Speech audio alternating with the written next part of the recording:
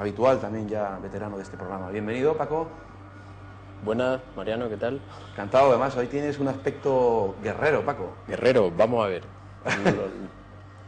A lo largo del debate se desvelará el misterio. Tenemos muchas cosas interesantes hoy de las que vamos a hablar. Con nosotros se encuentra un invitado usual desde hace muchos años en este programa.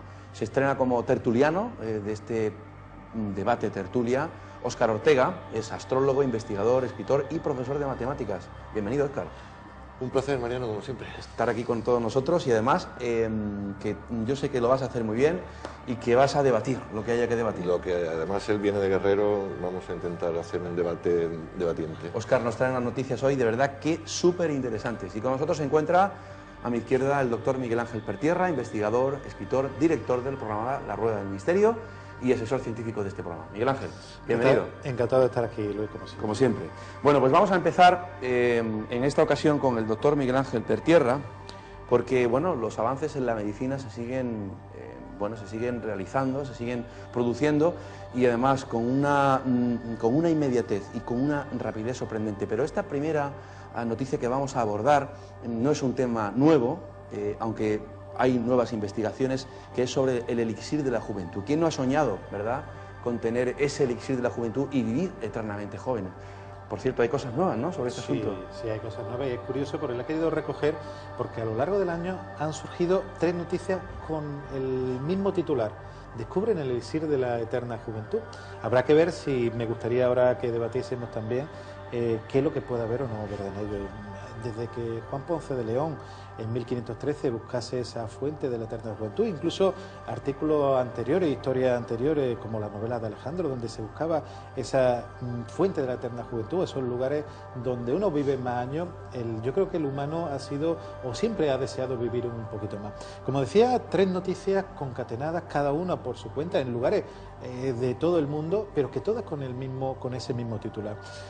Podemos empezar, por ejemplo, con una noticia salida hace muy poquitos días de la República Soviética de Sajá, donde indican la existencia en el permafrost congelado unas bacterias que teóricamente, si uno la analiza, es como si estuviese menos evolucionada de la que existen actualmente. La han llamado el Bacillus F. Han encontrado que bueno, han tenido la capacidad de vivir en estos lugares tan fríos de la Siberia, donde las temperaturas bajo cero pues hacen prácticamente muy difícil esta vida, y se ha hecho un estudio sobre estas bacterias en ratones. Y bueno, quizá, ¿cuál sería el interés? Pues quizá es el siguiente: se ha inyectado a ratones cuya vida media era 589, 600 días, y han encontrado nada menos que prácticamente se ha multiplicado por 1,5 veces la vida de estos ratones. Han obtenido una media de 897 días que podían vivir estos ratones. O sea, hay un efecto después de inyectarse. Sí, un efecto claro. Incluso si los científicos que lo han estudiado han intentado polarizar o incluso realizar el estudio, lo que podía ser en los hombres, y podía ser entre 35 y 40 años más, pero no solamente el tiempo de vida, sino que realmente mantendría el mismo nivel vital. Parece ser que esto se debe porque este Bacillus F aumenta el nivel de glutamato y taurina, que evita el envejecimiento de estos seres, pero bueno, no influye, ojo, incluso los mismos científicos que indican que no sería una panacea. La persona que va a tener un tumor no se lo evita, pero pensar que 1,5 veces más en la vida. Pero después otra noticia que surgió a mediados del año 2011, el doctor Francis Collins, nada más y nada menos que en la mítica y conocida isla de Pascua, descubre una sustancia llamada rapamicina, por aquello de Rapa Nui de la isla de Pascua. Y se dan cuenta que es un medicamento inmunosupresor que tiene una serie de características y que bueno, utiliza para ver si puede tener otra actividad. Y hay una enfermedad llamada progeria, que es una enfermedad donde los niños envejecen muy jovenmente, a los 10, 12 años, parecen personas, incluso hay adultos e incluso personas ancianas, por la degeneración de una proteína llamada la progerina. Entonces parece ser que esta rapamicina, se han cogido una serie de células de estos pacientes de un síndrome llamado Hutchinson-Gilford, que es realmente la progeria, y paraliza este envejecimiento.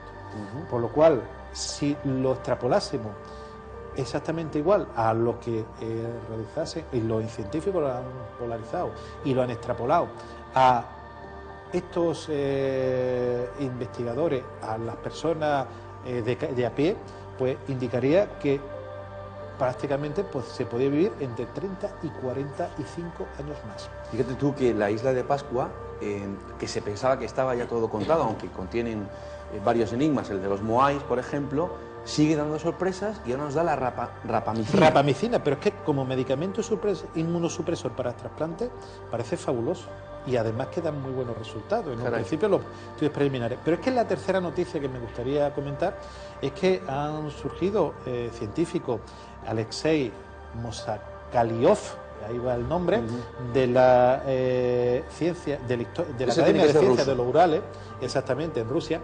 Pues resulta que ha descubierto que una mosca que todo el que estudia medicina o biología la conoce, la Drosophila melanogaster, en ese ADN hay una proteína, y la voy a leer literalmente, la DGADD45, que está, parece ser relacionada con el envejecimiento.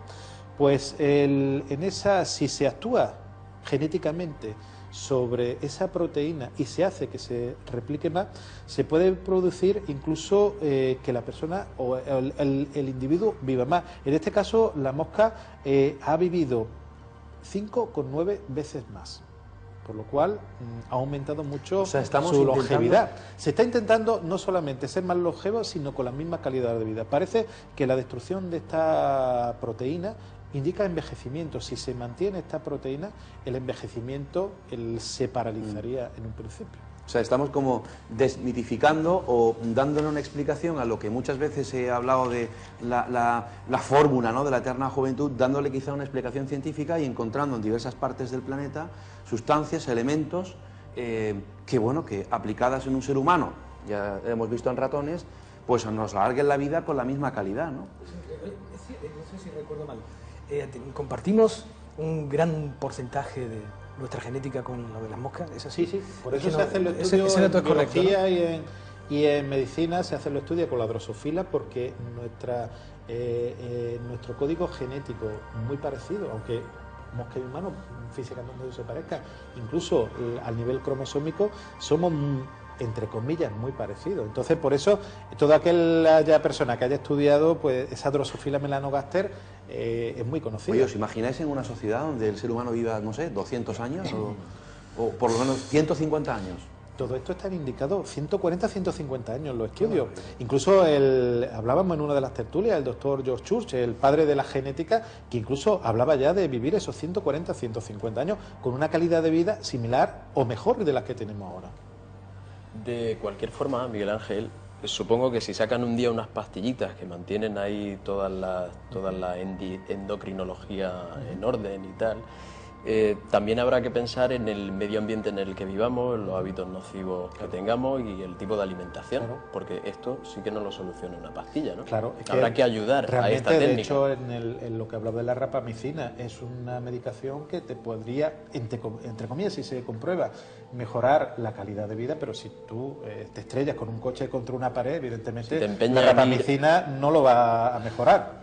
Y aún así, yo me gustaría preguntarte, ¿se conoce perfectamente el mecanismo de envejecimiento? ¿Es porque se deteriora y hay errores en la duplicación del ADN o es por otra cosa? Realmente parece ser que ese ADN se va degenerando. De hecho, la historia o el estudio sobre Drosophila parece ser que a nivel genético nuestros genes se van degenerando poco a poco, pero hay proteínas. Se habló hace unos años de los antioxidantes.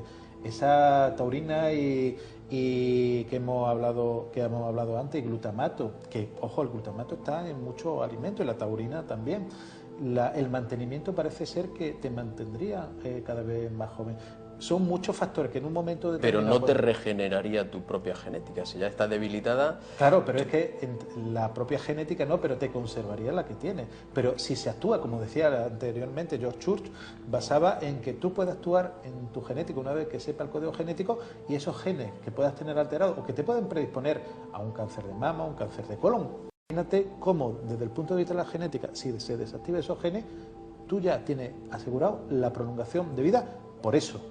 Si tú además actúas sobre otro elemento, tendría una prolongación de vida dentro de un... O sea, que estamos hablando, en definitiva, ya cerrando esta noticia, que lo que parecía ciencia ficción hace un tiempo, ahora puede ser una auténtica realidad, y que nuestra esperanza de vida se ve aumentada, ¿en cuánto? ¿50, 60, 70 Claro, años? el tema es que ahora mismo está en 80, 80 y tantos años la esperanza de vida. En países como España o Japón estaríamos hablando casi 70 años más. Pero es que todos los estudios se están basando en eso, y cada vez vemos personas más longevas y con mejor calidad de vida. Hablábamos antes del programa de personas de 90 años que están perfectamente y que precisamente... El peligro es que el Estado coja estos experimentos y nos retrase la edad de jubilación a los 120. Esa es la otra lectura, es verdad. Yo tengo una pregunta para Óscar Ortega. Yo que soy Tauro, digo yo que la taurina... ¿no hay alguna correlación? Yo creo que le han puesto el nombre por eso. Pero pensad, por ejemplo, que el glutamato durante muchísimos años se ha demonizado en algunas culturas, y produce una serie de reacciones en la piel, una tirantez en la piel, que se pensaba como algo negativo, y el estudio en República de Sajá indica que tanto la taurina, que está en algunas bebidas y se ha demonizado, como el glutamato se está relacionando. Ojo, siempre hay que tenerlo en cuenta del contexto, no tomándolo por sí, pero se está tomando como elemento de rejuvenecimiento. Pensad cómo cambian la idea científica dentro del contexto. Cambiamos de noticias, seguramente Miguel Ángel nos seguirá sorprendiendo con esto del elixir de la eterna juventud y con todas las investigaciones que se están llevando a cabo. En definitiva, en nuestra tierra, en nuestra naturaleza, están muchas de las respuestas a este tipo de incógnitas. La siguiente noticia es de verdad muy interesante porque tiene que ver con las creencias de las personas.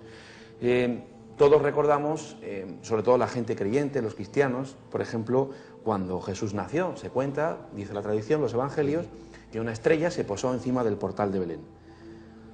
¿Cómo integran ustedes esta creencia o este hecho, este suceso? Así yo les digo, por ejemplo, que ayer vi un elefante volando. Es diferente a cómo uno integra un hecho religioso, sobrenatural, basado en una religión, por ejemplo, no tiene por qué ser católico o cristiana, o un hecho que no tenga nada que ver con un hecho sobrenatural que no tenga nada que ver con la religión. El titular de esta noticia es: el cerebro asume mejor los milagros que otras ideas no explicables. Y además es un experimento que se ha llevado a cabo en España, además. En España sí, han sido científicos del Instituto de Salud Carlos III de Madrid. Y la verdad es que es muy sorprendente. A mí esta rama de investigación sobre el cerebro, que está ahora mismo, el doctor Sobra, que está el tema del inconsciente, el tema de un montón de cosas relacionadas con el potencial del cerebro, pues parece ser que genéticamente estamos predispuestos, el cerebro de alguna forma, a creernos antes un milagro, que tiene que ver con creencias, con algo que no tiene nada que ver. Por ejemplo, que nos cuenten este profeta consiguió que se moviera la montaña, sí, nos resulta más fácil de creer que decirle este profeta consiguió que se moviera un edificio.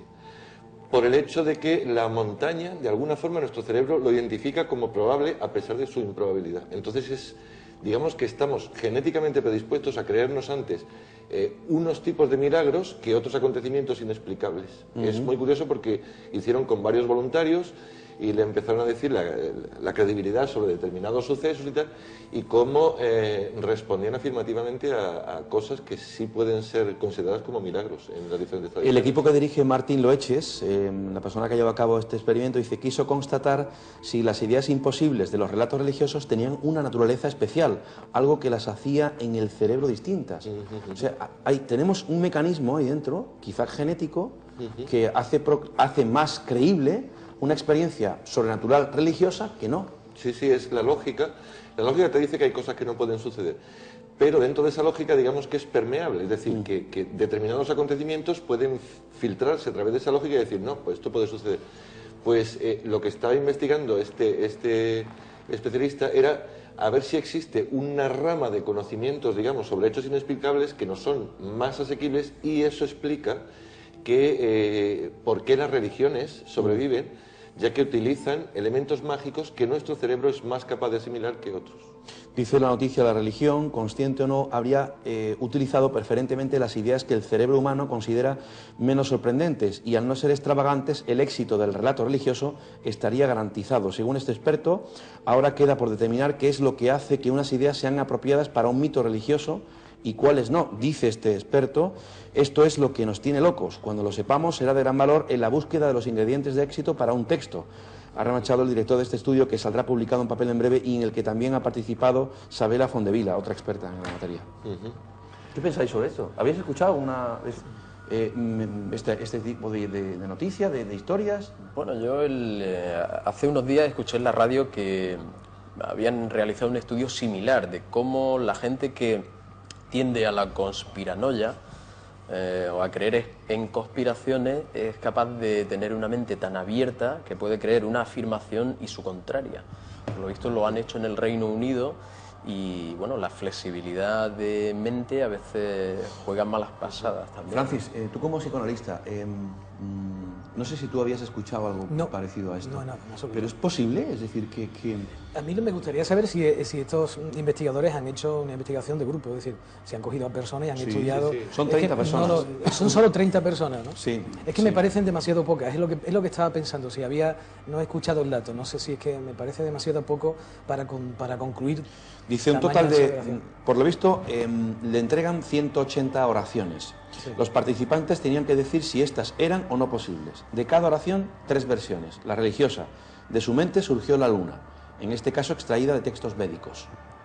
Una similar pero ajena a los textos religiosos, de su mente surgió la casa, y una equivalente y posible, de su mente surgió la idea. El equipo de Martín Loeches, para llegar a las conclusiones del estudio, lo que hizo fue analizar y medir la actividad cerebral de cada individuo ante la exposición y lectura de estas 3 frases. Para ello utilizó una medida de actividad cerebral que expresa la cantidad de incongruencia que el cerebro humano encuentra cuando lee o escucha una oración y que se conoce como onda cerebral N400. Se llama así porque se activa a las 400 milésimas de segundo tras escuchar una palabra que no encaja, y su origen está en las redes cerebrales que conforman el conocimiento semántico, donde está almacenado el conocimiento del mundo y cómo funcionan las cosas. Me parece impresionante, no me cabe la menor duda. Desde el punto de vista de un psicoanalista, yo lo único que puedo pensar es que la fe evidentemente mueve montañas y mueve mucho más el cerebro de un ser humano que toda una montaña, eso es mucho más plausible. Dice, según Martín Loeches, por alguna razón que aún permanece en la incógnita, los cerebros de los voluntarios encontraron menos sorprendentes las ideas imposibles religiosas que las imposibles no religiosas. Es curiosísimo. A no ser que haya un mecanismo de quizás tiene que ver con que todos llevamos una idea de lo trascendental dentro muy íntima. Ahí está la clave, Paco.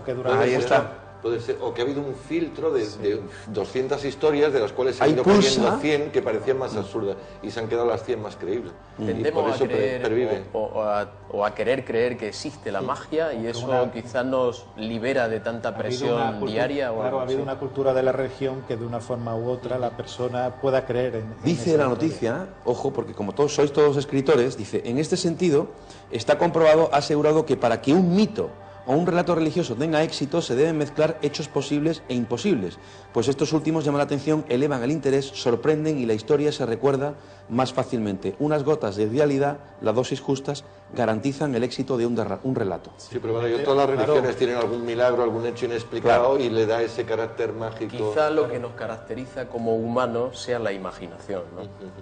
Y de hecho, o nos distingue.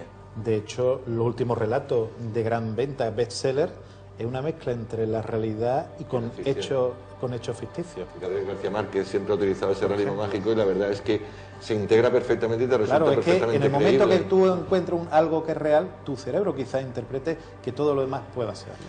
Hay que seguirle la noticia a esto. Estoy pensando que también pudiera ser un elemento de economía energética. Es decir, estamos hablando de que las frases que estos investigadores han propuesto a los que se han enfrentado precisamente a los sujetos, sí. A los sujetos, bajo mi criterio, es decir, siempre midiendo lo que pienso, creo que hay una economía de energía. Es decir, el hecho de aceptar un milagro resulta económicamente menos complejo que aceptar cómo surge una idea de una mente. Estamos hablando simplemente de consecuencias de gastos de energía. El cerebro tiende siempre a minimizar el gasto energético, eso es una ley de la propia naturaleza. Estamos hablando de que aceptar que de pronto una montaña se mueve, como no me voy a plantear cómo se mueve, simplemente lo acepto, es más fácil desde el punto de vista de la economía energética que aceptar cómo surge una idea de un cerebro, porque ahí sí que hay que replantearse la cuestión de cómo. En el caso de un movimiento de una montaña no hay un cómo. Es aceptar un imposible, es más económico.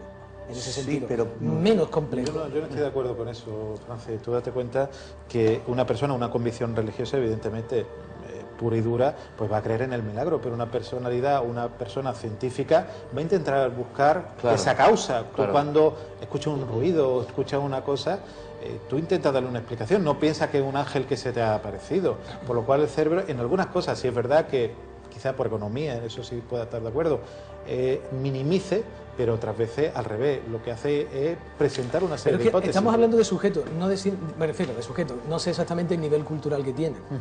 Yo creo que ahí... Las muestras, conociendo a Martín Loeche, serán unas muestras muy homogéneas, Esperemos una que sí. muestra no sesgada, es un gran investigador Martín Loeche. Esa es la cuestión. Es un gran investigador, el estudio que se ha hecho es muy interesante. Muy interesante. A mí me parece lo más importante del... es catalogar exactamente qué tipo de sujetos se enfrentan a ese test, porque el sesgo es inevitable cuando se trata de creencias religiosas o de conocimiento científico. Si el planteamiento de las preguntas es elemental, el científico se plantea una cuestión. Normalmente la muestra debe ser homogénea. Yo creo que, evidentemente, sí. A mí me parece de todas formas sigue llamando la sorprendente. atención, por ejemplo, si nos metemos en el campo de las apariciones marianas o de lugares de apariciones marianas, es más fácil creer entonces que la Virgen o Jesucristo ha curado a tal persona de una enfermedad que la mente de esa persona haya curado su enfermedad. Es decir, ¿por qué nuestro cerebro encaja mejor la creencia religiosa que la creencia de la explicación psíquica, ¿no? Que también es complejo. Yo sigo pensando que es más compleja la explicación desde el punto de vista de que un ser humano cure a otro milagrosamente a que sea un ente religioso al que no le tenemos que dar explicación que lo haga. Para mi criterio se economiza el pensamiento. Sí, sí. Era justamente lo que iba a decir en el sentido de lo que dice Triguero. Yo creo que puede ser una de las explicaciones. El cerebro es mucho menos matemático o le cuesta mucho más averiguar el proceso que lleva a que ocurra algo así, que puede ser algo científico y muy difícil, muy complejo. Esa explicación se la ahorra, efectivamente, y dice, bueno, ha sido Dios. Es que al no haber una posible explicación, me ahorro el concepto, me ahorro el estudio. Medir. Es decir, lo que más me sorprendió a mí de la noticia fue que se pueda medir la incongruencia, es decir, que pueden colocar unos sensores y medir la incongruencia, es decir, cómo reacciona ante una incongruencia hoy nuestro en día cerebro. hay una prueba que también podrían, no sé si la habrá utilizado o irá a utilizar, la resonancia magnética dinámica, donde mide la actividad cerebral en tiempo real. Por eso, pero que dentro de esa actividad cerebral, que puedan medir la incongruencia, me parece que estamos en un punto ya muy, muy avanzado a nivel de mediciones cerebrales. Hacemos nuestro primer alto en el camino. Dentro de unos minutos continuamos con el programa, con más noticias que tienen que ver con arqueología, con ciencia, medicina, misterio y ovnis, porque Paco Quevedo, como siempre, nos trae la actualidad ovni. Hasta ahora mismo, amigos.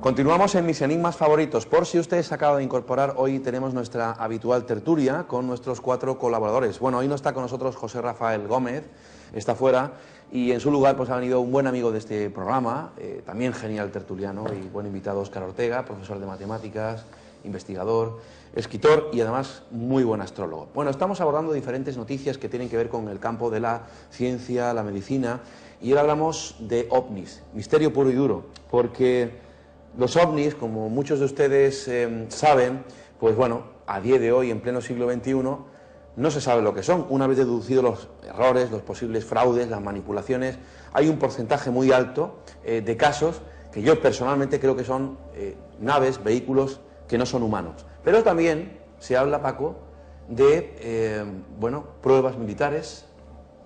Sí, se habla incluso de experimentos realizados con armas nucleares. Bueno, primero he traído una serie de filmaciones en las que hay un tipo de ovni, que es este que vemos, son círculos en las nubes, Algunas veces parecen círculos de nubes que en el interior hubiese fuego, o el mismo anillo que se forma en las nubes parece moverse, parece expandirse. Y bueno, tiene aspecto de solidez, ¿eh? Sí, por ejemplo, esta es tremenda. Lo hemos visto recientemente en algún programa de televisión. Es un anillo, bueno, esto es gigantesco. ¿Qué estamos viendo, Paco? Una protuberancia que parece bajar de una nube y está rodeada de una especie de halo luminoso, como si efectivamente una nave estuviese ahí oculta. Se han descrito multitud de casos en las que hay naves que parecen ser... primero se ve la nave y después se ha visto cómo se recubre de una especie de neblina. Esos casos están documentados. Aquí vemos nubes y en el interior no sabemos lo que hay. ¿A qué obedece esto? El sol no estaba ahí y eso parece algo que estuviese oculto tras la nube. ¿Hasta qué punto, Paco, puede ser esto algún tipo de prueba que tenga que ver con impulsos electromagnéticos, armas nucleares? Vaya usted a saber.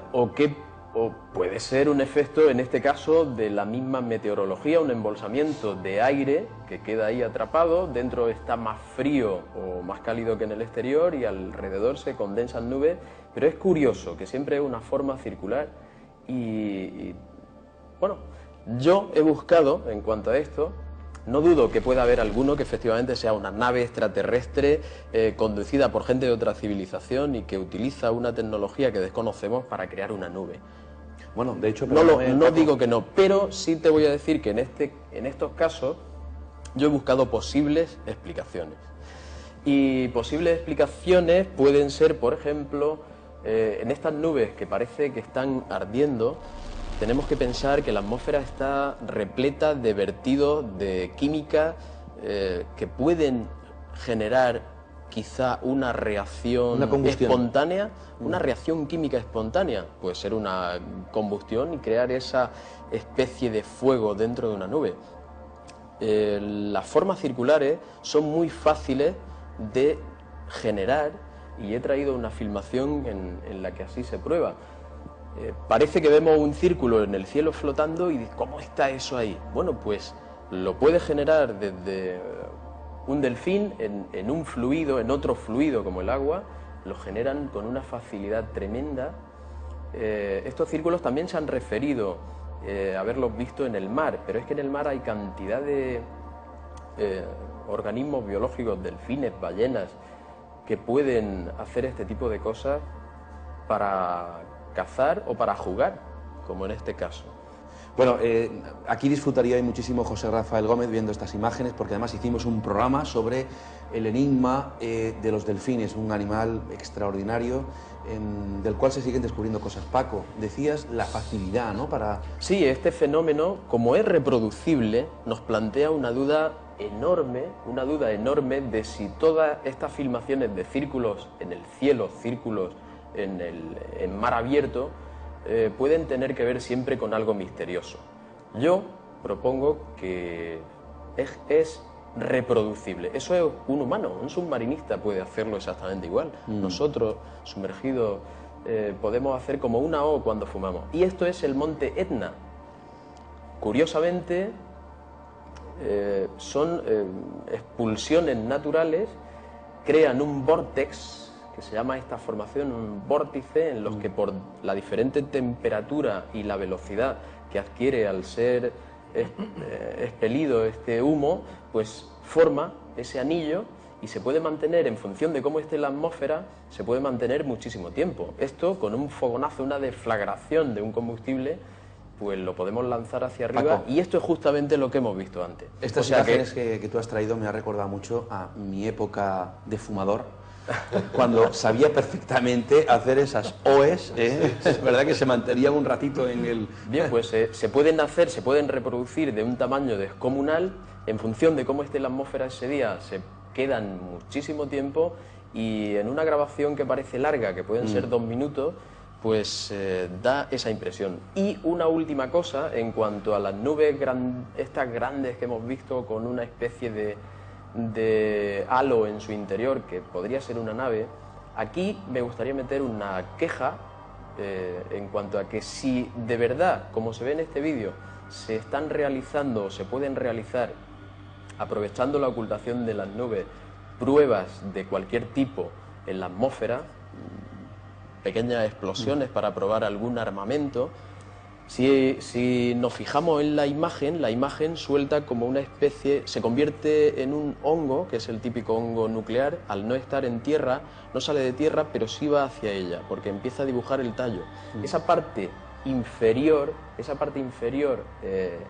si tocase una nube, si no estuviese despejado como en este caso y hubiese una nube debajo, al tocar la nube seguramente produciría ionizaciones y puede producir ese tipo de efecto que hemos visto en Rusia, que era la anterior grabación, o en Rumanía. Por tanto, Paco, deberíamos requerir una investigación oficial de nuestra atmósfera. Pues sí, yo lo pediría, porque igual tenemos una atmósfera demasiado... Se está hablando mucho del protocolo de Kioto, de la ecología, de conservar, pero todos los gobiernos, o la mayoría de los grandes gobiernos, continúan haciendo pruebas y vertiendo a la atmósfera en pro de la economía y de la industria una cantidad de porquería y de química que ensucian demasiado y pueden ser causantes de muchas de estas cosas. Yo tengo un par de casos a finales de la década de los 90, en el sur de España concretamente, testigos que presenciaron, no eran objetos circulares, sino en este caso romboidales,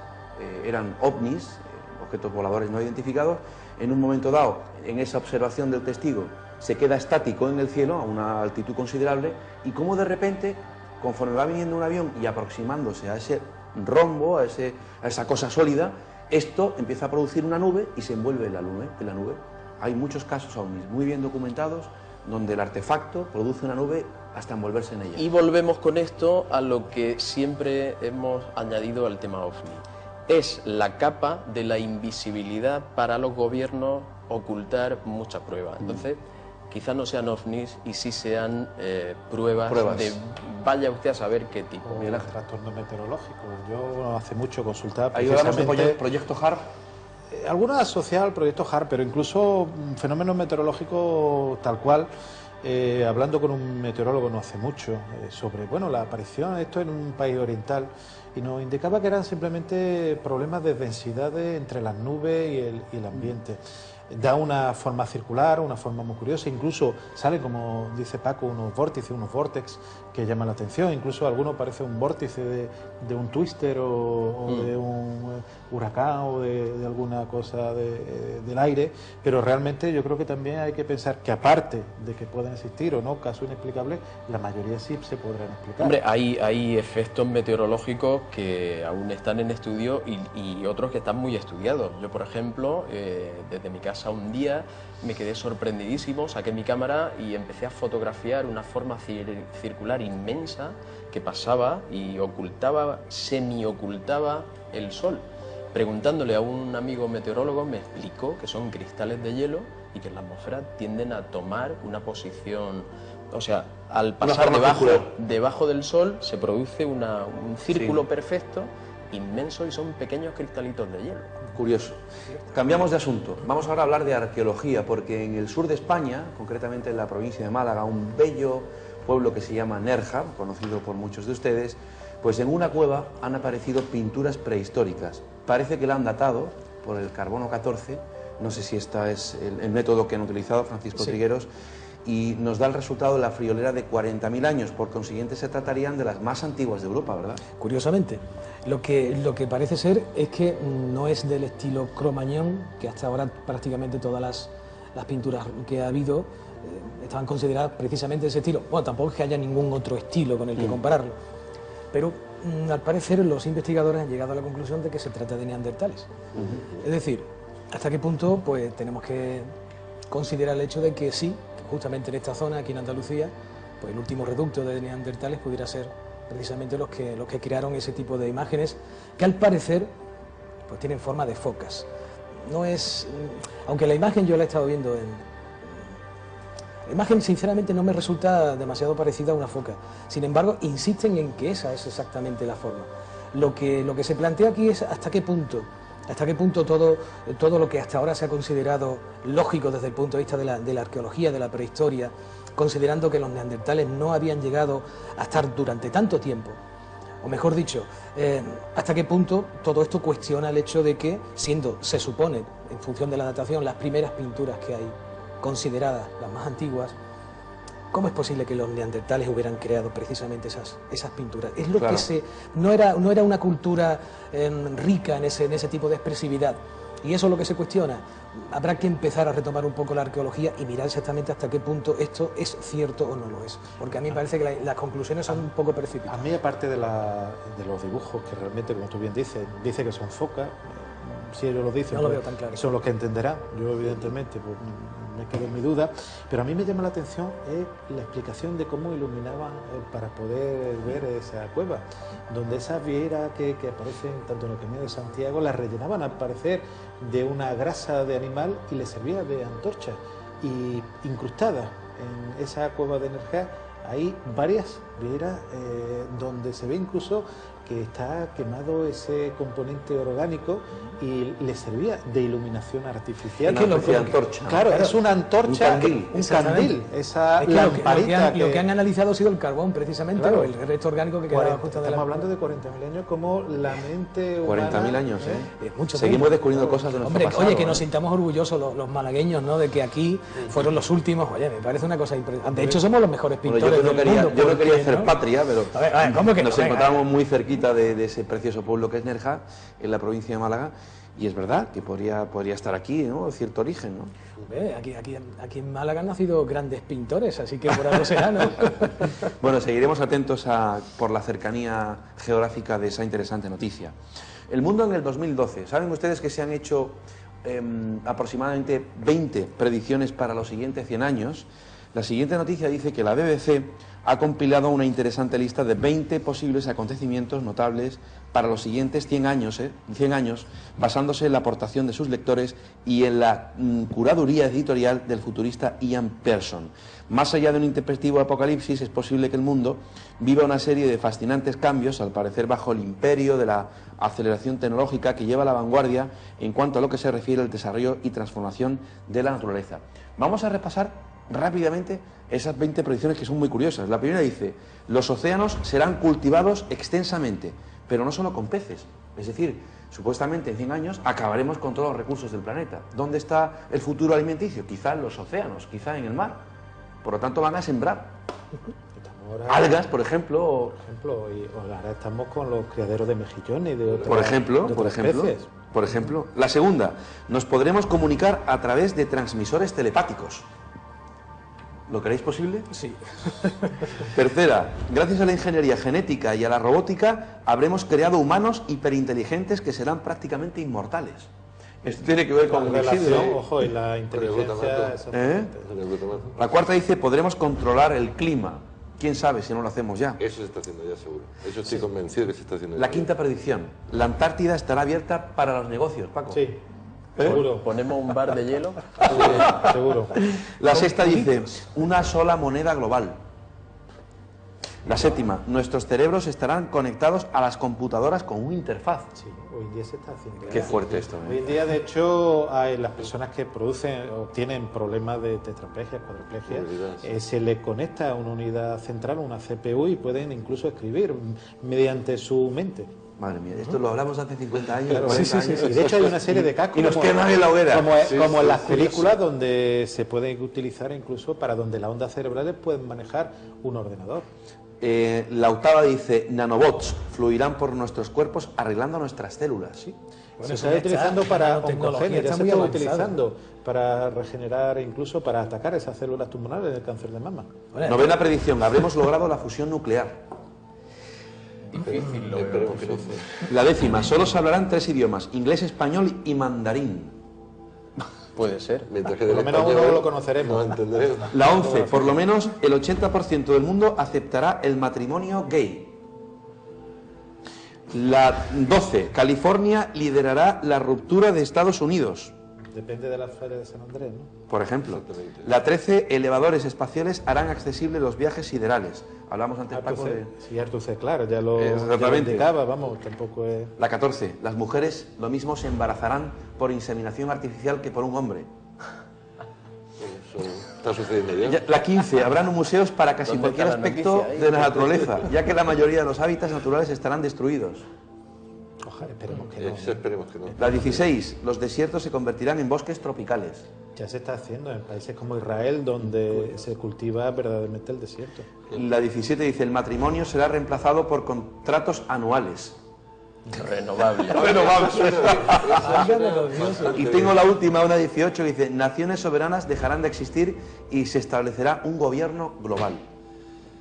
Bueno, Yo pero eso lo veo muy factible. ¿eso de dónde ha De sacado? hecho, deberíamos preguntarnos si el gobierno global no existe ya. En cada oriente, China, occidente, Estados Unidos. ¿Vamos hacia personas más inteligentes en el futuro? ¿Creéis que la inteligencia se puede mejorar? Esta es la noticia que nos trae ahora el doctor Miguel Ángel Pertierra. Hombre, según la Universidad de Oslo, nada más y nada menos, en 107.223 personas que le han hecho el estudio, ellos dicen que sí. Que se hizo, ya digo, según el acta de la Academia Nacional de la Ciencia de Oslo, hicieron un estudio en estas personas, todos eran varones, que al cumplir los 19 años se le hacía el test de inteligencia. Pensemos que en este país, entre 1955 y 1972, se amplió la edad escolar en 2 años más. Y entonces le hicieron ese test de inteligencia. Está muy controvertido el test de inteligencia, si vale o no vale, pero ahí está. Y se vio que por término medio aumentaba el coeficiente intelectual en 3,9 puntos por año. Por lo cual indicaba, o parece ser que porque desde luego personas hay, son casi 110.000 personas. No estamos hablando de estudios de 10, 20, 30, 50 personas. Estamos hablando de muchas personas durante muchos años que cada vez que salían de ese colegio, de cada vez se le hacía, antes de ir al servicio militar, se le hacía ese coeficiente intelectual. Y se ha visto que esta ampliación en el estudio aumentaba ese coeficiente intelectual en 3,9 puntos de media, vuelvo a decir, siempre hay variaciones, 3,9 puntos de media por año, por lo cual en estos 2 años aumentaría un 8 puntos más, por lo cual en la persona, en el coeficiente de inteligencia estamos hablando, aumentaría su inteligencia en un dato más o menos objetivo, pero ahí están los datos. Bueno, pues nos podremos convertir en seres más inteligentes.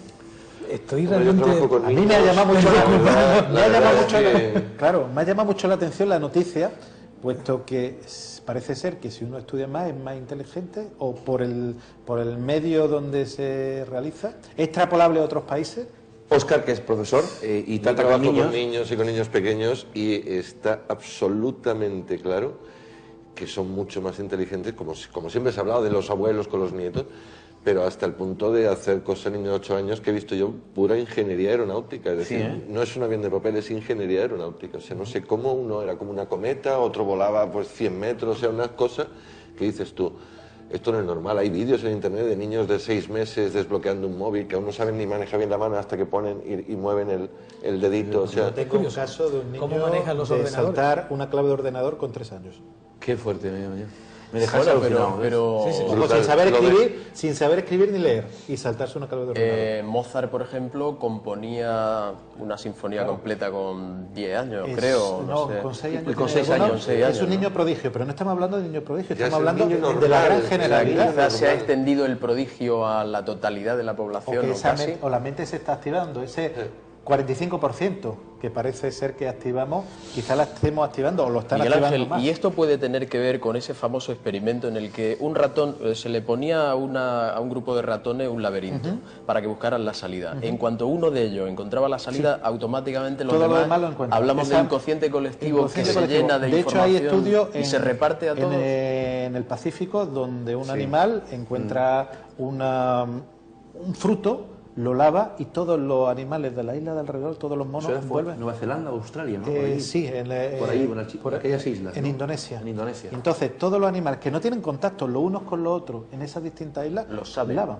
Es curioso, ¿eh? Claro, Existe- son monos, son primates. ¿Qué opina del inconsciente colectivo? ¿Podría ser real y ahí volcamos todas nuestras experiencias para que lleguen a un disco duro otra general gente, de como toda la un humanidad. disco duro virtual. Eso lo notas en los niños, es decir, es un progreso que traen de serie, quiere decir que nuestro conocimiento lo traen ya integrado cuando nacen. Hablaríamos de memoria celular. Otra cosa, ¿se podría integrar la experiencia positiva en la genética y transmitir a las generaciones posteriores? Memoria celular. Pensad, por ejemplo, el quebrantahuesos. Se han hecho estudios. El quebrantahuesos es una rapaz que se dedica pues a romper huevos, incluso le llaman quebrantahuesos porque con un hueso lo disparan con su pico contra un huevo y lo abren. Pero sería quebrantahuevos, ¿no? Sí, pero bueno, en este caso es quebrantahuesos, incluso para comer la médula de los huesos.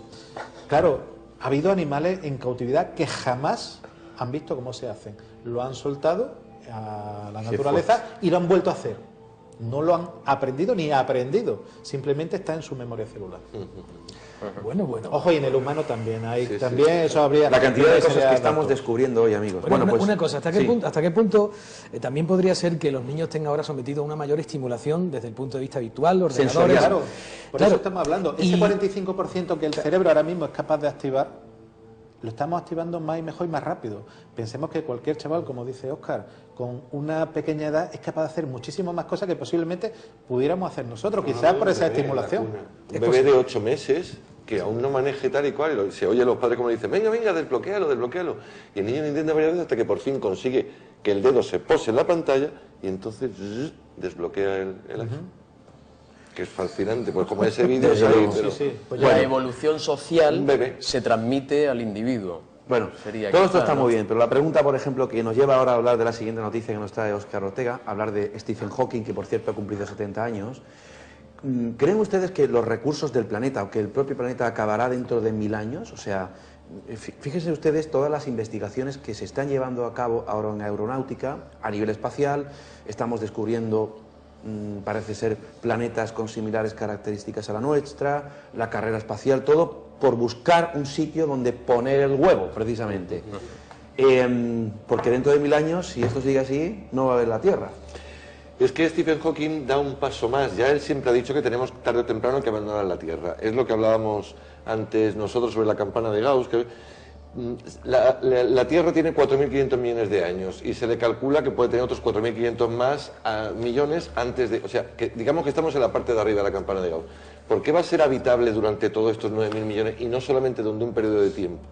Entonces, este hombre se ha dado cuenta de algo que es de cajón. ¿Por qué vamos a ser los primeros del eslabón de la cadena? Si sabemos que la Tierra se va a acabar, tenemos que salir, luego lo más lógico es que no seamos los primeros y alguien haya venido antes aquí a la Tierra. Lo que pasa es que él da una vuelta de tuerca más, que es lo que me parece interesante. Y es que advierte, dice que la humanidad o coloniza el espacio o desaparece. Sí, y por una sencilla razón, muy simple, pero muy sensata. Porque es que dice que la posibilidad de destruir el planeta está al alcance de cada vez más personas. Es decir, por poner un ejemplo, hace 50 años o 30 años era solamente el presidente de Estados Unidos y el presidente de Rusia, cuando la crisis de los misiles de Cuba podían haber destruido el planeta. Entonces él afirma que con la capacidad tecnológica que tenemos ahora, el número de personas con la posibilidad de destruir el planeta por completo, que esa posibilidad existe, está aumentando. Luego la probabilidad de que uno de ellos, una sola de esas personas, haga plum y se cargue el planeta entero, hace que estemos obligados a movernos ya. Y yo lo veo muy sensato. La verdad es que esta forma de explicarlo, porque yo no lo veía como una obligación, sino como una necesidad. Es decir, es el óvulo y los espermatozoides. El óvulo es otro planeta donde podamos seguir y espermatozoides para asegurarnos de que tenemos hijos nuestros de nuestros hijos en otros sitios para cuando ese planeta sea inhabitable. Pero él ya lo lanza como advertencia, como diciendo que es que si no lo hacemos, muy probablemente la alternativa en 1000 años sea la extinción completa de la raza. Bueno, si no recuerdo mal, el mismo Hawking ha dicho que de aquí a muy poco, 100 años o incluso menos, empezaremos a plantear la idea de vivir bajo tierra, porque no se podrá vivir en la superficie de la Tierra. Vamos a hacer una pausa obligada además. Continuamos con este asunto. Hay cosas que dice Hawking muy interesantes y son reflexiones importantísimas y creo que muy trascendentes. Lo dejamos aquí de momento y retomamos el programa en unos minutos. Hasta ahora mismo.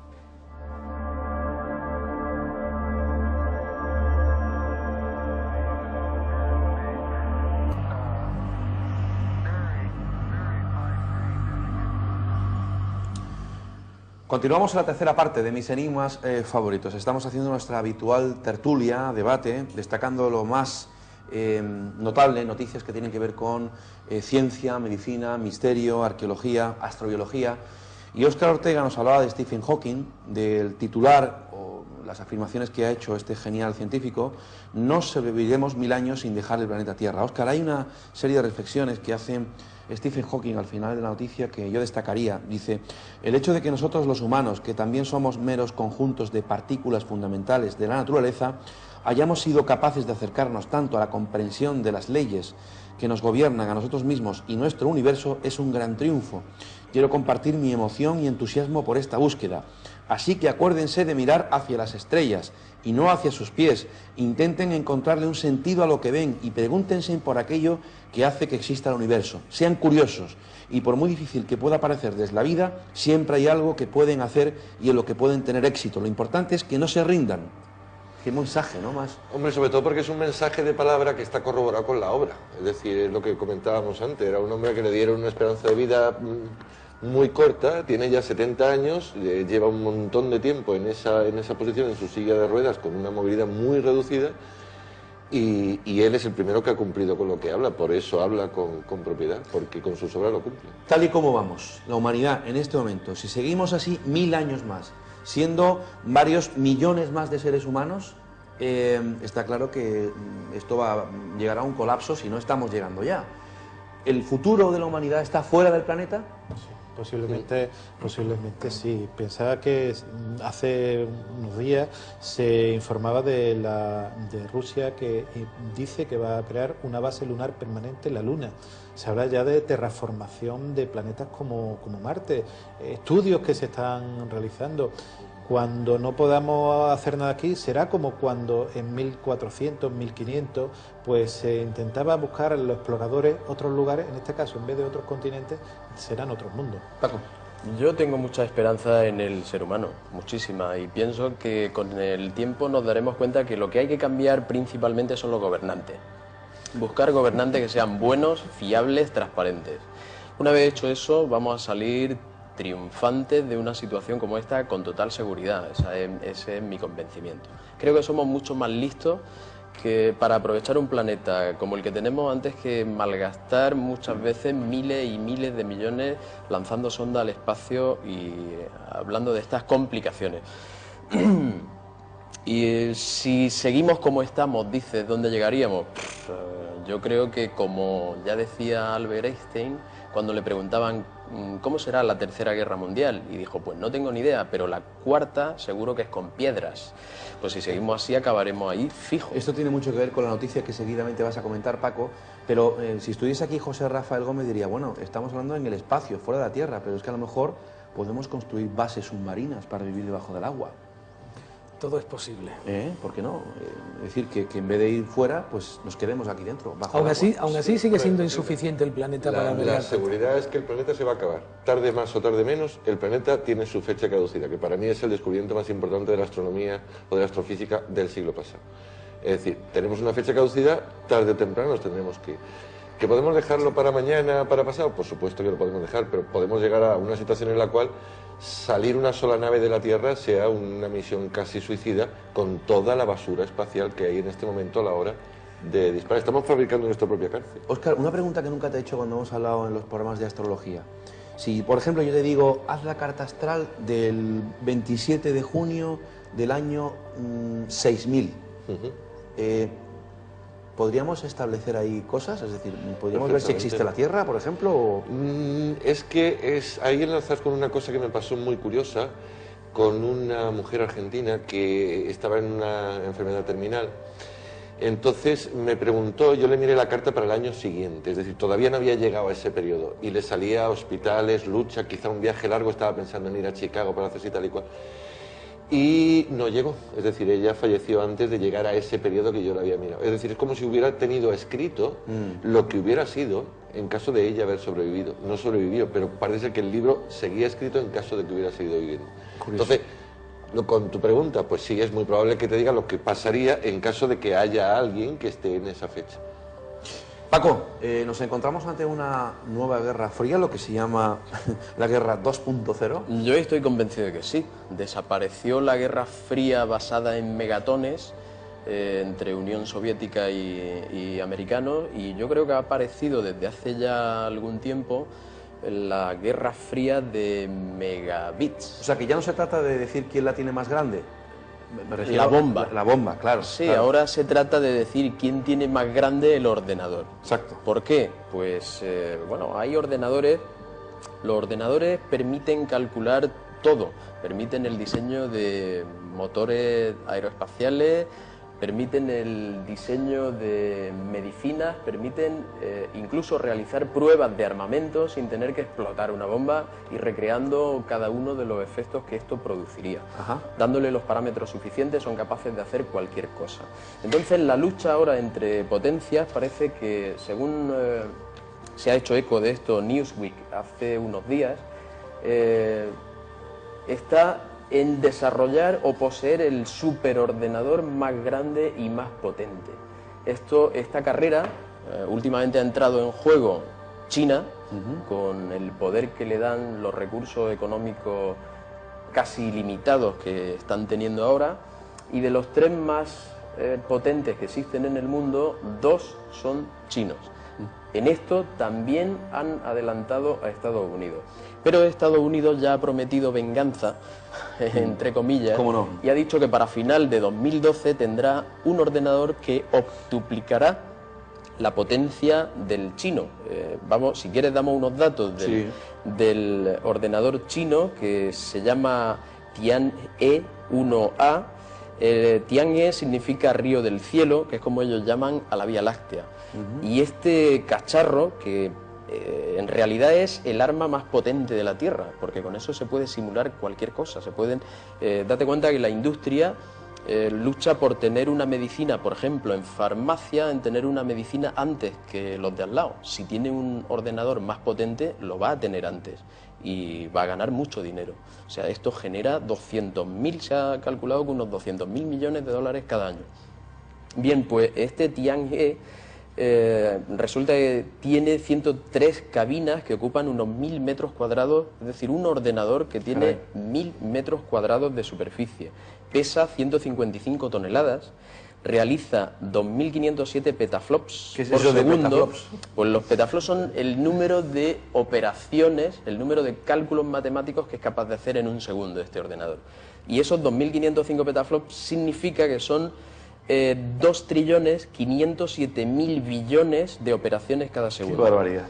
Para entenderlo y poder compararlo, tenemos que saber que un ordenador de los más rápidos domésticos puede tener unos 6 millones con M de operaciones por segundo. Uno muy caro, muy rápido, casero. Este tiene 2 trillones... Qué barbaridad. 507.000 billones de operaciones por Madre segundo. mía. Además, por ejemplo, uno de nuestros ordenadores puede tener, como mucho, un par de microprocesadores con 4 núcleos cada uno, 8 núcleos. Este tiene 21.404 microprocesadores, tiene 186.368 núcleos, utiliza 229.376 gigas de RAM, el mío tiene 4. Sí, el mío también. Y cuesta... Si alguien tiene 72 millones de euros, pues seguramente que la empresa comercializadora, si te dan licencia, te lo... O sea, que los chinos la tienen más grande, la computadora. Ahora mismo la computadora más grande es China. Se puede pedir para Reyes. Que en España se alojan 8 de las 500 mayores supercomputadoras mundiales. Efectivamente.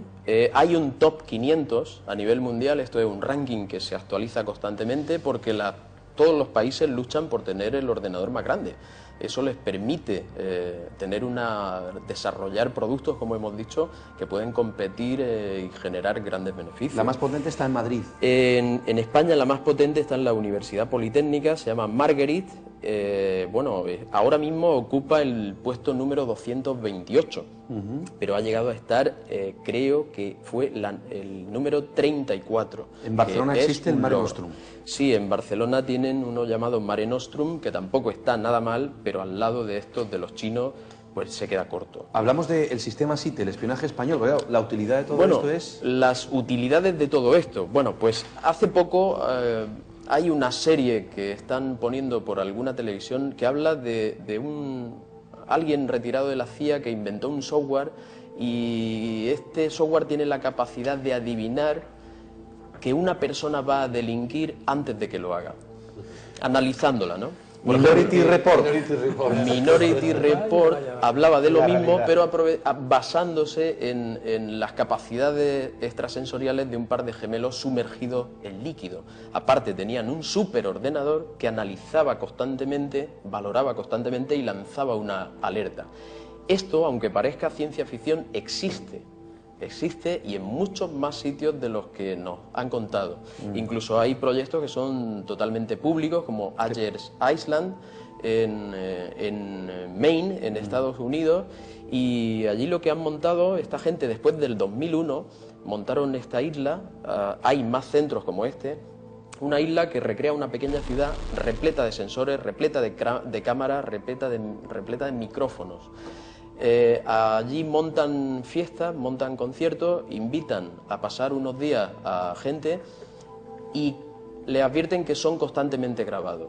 Estas máquinas, hay programadores que están analizando gestos y enseñando a las máquinas a comparar estos gestos con bases de datos.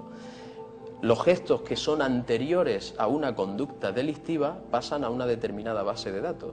De manera que el provecho que le han sacado es montar en determinados aeropuertos, en fase de prueba creo que está aún, este software, un superordenador con el que está comunicado y está aplicando los gestos que nosotros estamos haciendo para adivinar si vamos a realizar una conducta delictiva, si somos terroristas, si somos contrabandistas, colocarnos una alerta y mandar esa alerta al policía que inmediatamente por el pinganillo dice: vete a ver a este hombre.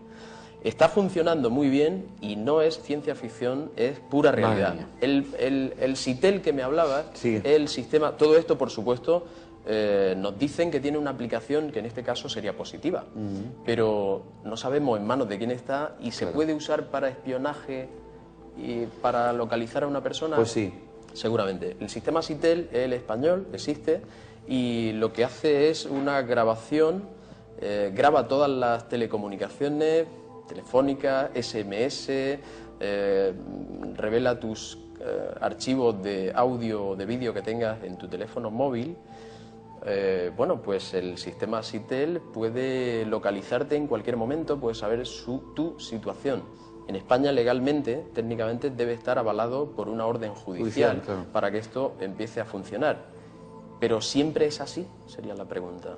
¿Estarían quizá americanos, españoles, el resto del mundo, utilizando la tecnología para violar algún derecho? Te recuerdo, el sistema te va a colocar tu alarmita y van a posiblemente pinchar tu teléfono. No lo sé, pero la tecnología es terrible y es un arma poderosísima. Qué paranoia. Bueno, la siguiente noticia nos lleva a hablar de otro tema muy interesante. Cuando hemos hecho, Francisco Trigueros y yo, programas sobre los sueños, hemos hablado siempre de la posibilidad de que existiera alguna máquina, algún tipo de tecnología que pudiese registrar en imagen en nuestros sueños o imprimir en una imagen, ver en una imagen un pensamiento. Científicos logran transmitir imágenes mentales en un monitor. Es cierto. Hombre, no, ya es cierto. Es curioso que con ese gran ordenador que tú has comentado, aún todavía es incapaz de imaginar. Por supuesto. Como decíamos, si algo nos distingue de todo lo demás es la imaginación. Gracias a Dios. Bueno, no se sabe si algún día llegarán o no a hacerlo, pero en principio no. El caso es que esto se le puede considerar una especie como de lector de mentes. No sé si llegarán un día a ser algo así, un simple escáner capaz de captar la imagen que tú estás que está precisamente en ese momento en tu cerebro. Lo que han hecho ha sido someter a una serie de sujetos a unas filmaciones y luego han hecho un escáner y han recogido exactamente las impresiones de esa filmación en su cerebro. Y luego, cómo han transmitido esas impresiones en una imagen. Es curioso el paralelismo que existe entre la imagen que ven y la imagen que luego se termina proyectando. Evidentemente, no, esta es una imagen difusa, una imagen carente de definición, pero esto está todo en proceso. Este tal Jack Gallant, neurocientífico de la Universidad de California, lo importante bajo su criterio es que con esto se puede detectar qué pasa en el cerebro de un esquizofrénico, qué pasa en el cerebro de una persona con algún tipo de accidente cerebrovascular, o qué pasa con un sujeto que está en coma. Es un avance muy serio. El problema es que está todavía en pañales y por lo tanto todavía ellos no se atreven a decir qué va a pasar en un futuro. Considerarlo lector de mente es posible. Lo que sí es cierto que tanto para pintores como para escritores, como para cualquier persona, o como es posible desde el punto de vista de lo onírico, de cómo intentar hacer que alguien pueda ver exactamente el contenido de su sueño para su interpretación, sería verdaderamente Hombre, una de válido. las cuestiones que se plantean ante este descubrimiento es la privacidad que va a tener una persona, ¿no?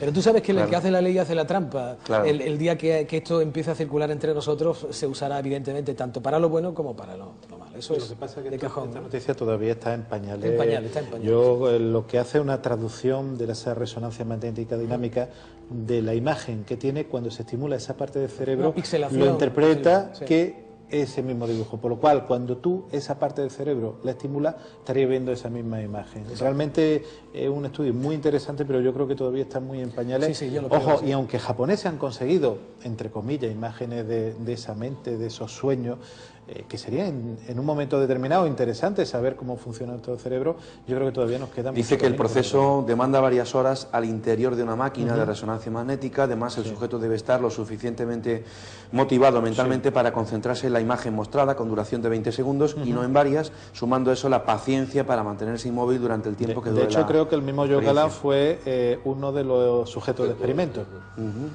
También me parece un poco pérdida de tiempo porque si nos ponen ese sensor a todos los tíos, la imagen que vamos a dar todo va a ser la misma. Triple X.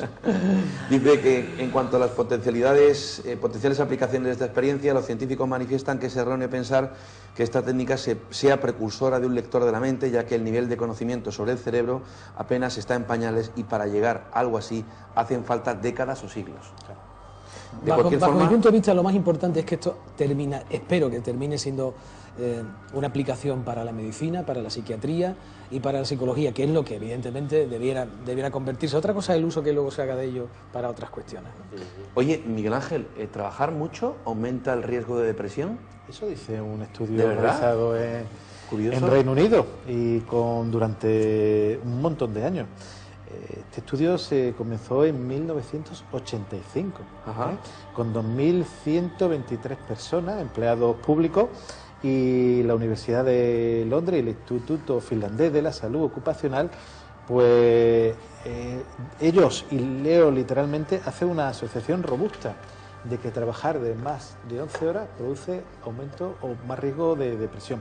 ¿Cómo lo hicieron? Que yo creo que es lo interesante y quizás la explicación y demás. Cogieron en 1985 un grupo de personas, hombres y mujeres, 1.626 hombres y el resto 497 mujeres, y le hicieron un test, le hicieron una serie de preguntas y ninguno padecía ni había padecido ninguna enfermedad psicológica y lo siguieron durante un montón de años, como indica este estudio. Y entre los varios datos que vieron aquellos que habían sufrido algún tipo de enfermedad psicológica, entre ellos la depresión. La depresión que muchas personas la sufren y seguro que más de uno de nuestros televidentes la está padeciendo desgraciadamente. Y bueno, demostraron y han demostrado que el riesgo de las personas que trabajan entre 11 y 12 horas frente a las que trabajan esas 7 o 8 horas que se trabaja normalmente aumenta un 2,43%, un 2,43 veces más, que no es lo mismo, el sufrir un episodio depresivo. Pero claro, aquí habría que preguntar ¿por qué? ¿Cuál es la explicación que le han dado?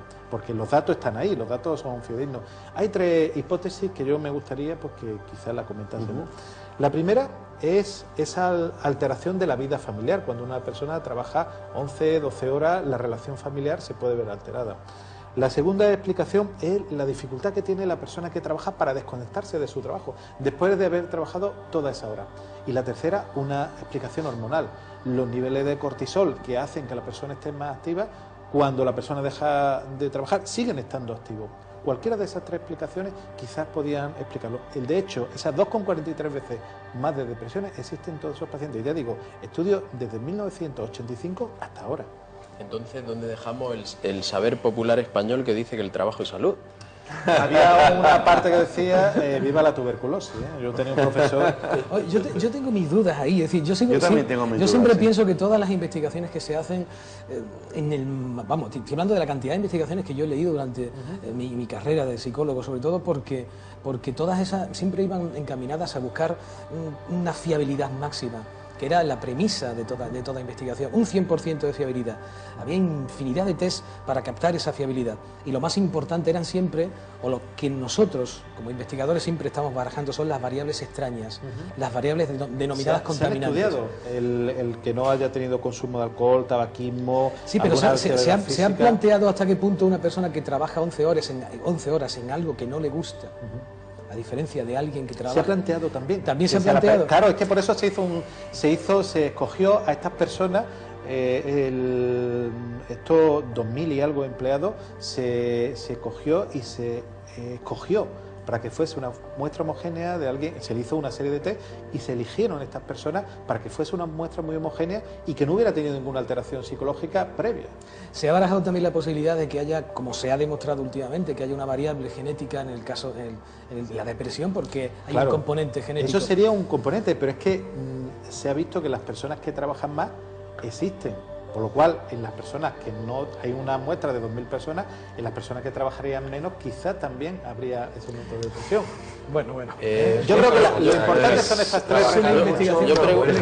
A mí me gustaría preguntar una cosa, ya algo más seriamente.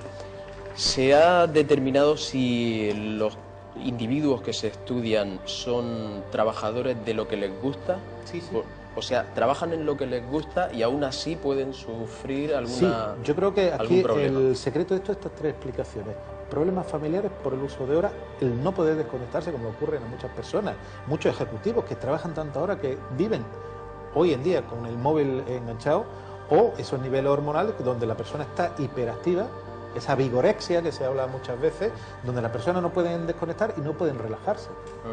O sea, el tipo de alimentación, es que a mí me parece que decidir algo así es muy complicado. Bueno, si os parece, vamos a despedir esta tertulia con una noticia. Se publican cosas como esta, ¿no? Además en grandes medios de comunicación, sobre todo en prensa.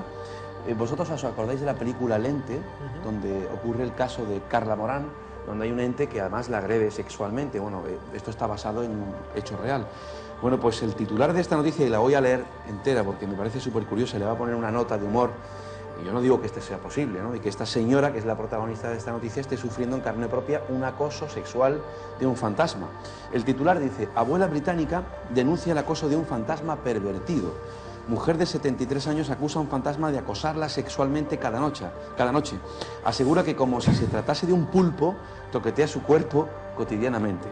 Doris Birch está teniendo problemas para dormir desde hace unos meses. Aparentemente, por las noches, recibe la visita de un fantasma que extiende una especie de tentáculo sobre su cuerpo. La mujer de 73 años, quien reside en el pueblo de Herne Bay, ha denunciado este acoso paranormal. Dice ella que es como un pulpo. Comenzó hace 4 meses. Estaba recostada en mi cama cuando sentí este extraño par de manos. Pateé frenéticamente y se marchó. La próxima vez que llegó arrojó el cobertor de la cama al suelo. Sin embargo, no todos le creen, e incluso ella teme que el denunciar formalmente este acoso ante las autoridades estas puedan atribuir el fenómeno a su incapacidad para vivir de forma autónoma y le obliguen a enrolarse en un asilo. Este peculiar fenómeno nos recuerda al caso de Rhonda Barron, que afirma que el espíritu de Jim Morrison se mete entre sus sábanas cada noche. También nos remite a la reciente popularización entre los investigadores de lo paranormal de estudiar las actividades sexuales de los fantasmas. Pero una vez más el interrogante queda en el aire. Y ahora termina la noticia con algo que sí ya me parece cuanto menos de verdad interesante, por lo menos para reflexionar. Reflexionen ustedes, ya vamos a terminar el programa. ¿Son los fantasmas seres que gozan de una actividad sexual? ¿O en realidad estos seres que se quedan inmersos en un loop energético están además condenados a la abstinencia perpetua? ¿Os imagináis? Hombre, Viagra fantasmagórica. Lo curioso es que siempre denuncian mujeres. Es decir, hombres que han sido atacados por fantasmas, mujeres, no... Yo propongo 7 días, 7 noches, estando allí en esa casa, grabando en todo momento, para llegar al final y al fondo de este asunto, al fondo. Es decir, a ver quién es el personaje que se aparece allí y quién la acosa sexualmente. Bueno, después de esta noticia, que bueno, tiene su punto de humor, acabamos el programa de hoy. Ha sido de verdad un auténtico placer. Hemos aprendido todos mucho hoy, como siempre, con estas noticias. Francis Trigueros, Óscar Ortega, Paco Quevedo, Miguel Ángel Pertierra, gracias por estar aquí una vez más. Os veo próximamente y con estas interesantes noticias. Gracias, Mariano. Gracias, Luis. Un abrazo muy fuerte a todo el equipo que hace posible, desde todo el equipo que hace posible este programa, como siempre, los datos de Mis Enigmas Favoritos, nuestra página web www.misenigmasfavoritos.com, www.misenigmasfavoritos.com y nuestra vía de contacto para lo que deseen, misenigmasfavoritos@gmail.com, misenigmasfavoritos@gmail.com. Que sean felices, amigos. Hasta la próxima.